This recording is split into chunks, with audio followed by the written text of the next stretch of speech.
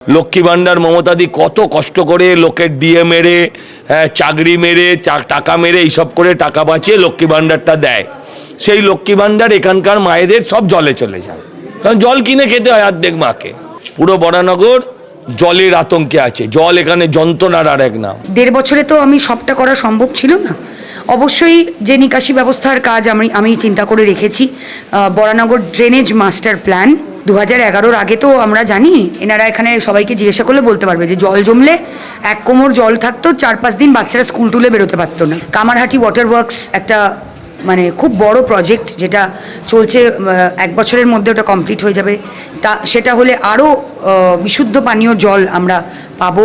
যেটা আমাকে করতে হবে সেটা নিকাশি ব্যবস্থাটা আমাদের আরও ঠিক করতে হবে। পরিবর্তন হবেই, পরিবর্তন না হলে আর এ রাজ্যে কিচ্ছু থাকবে না। তো বিজেপি তো আগেরবারও প্রতিদ্বন্দ্বিতা করেছিল, হেরে গেছিল, তো এবারেও হারবে, অসুবিধে কি আছে?